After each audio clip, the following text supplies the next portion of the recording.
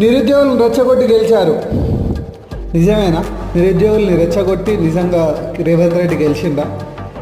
గెలవక ముందు ఆయన ఇచ్చిన వాగ్దానం ఏంటంటే 2 లక్షల ఉద్యోగాలు ప్రొవైడ్ చేస్తామని. మరి వచ్చి 8 నెలలు అవుతుంది, ఇప్పటిదాకా 2 లక్షల ఉద్యోగాలు ప్రొవైడ్ చేశారా?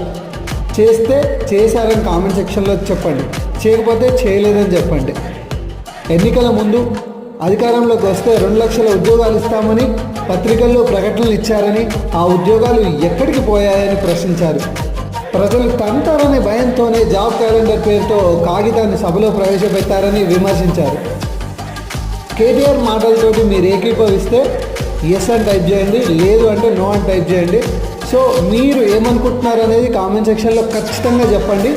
అండ్ నిరుద్యోగుల్ని రెచ్చగొట్టి గెలిచారా, దీనికి కూడా ఆన్సర్ కావాలి. మీరందరూ కామెంట్ సెక్షన్లో ఏమంటారో చూద్దాం.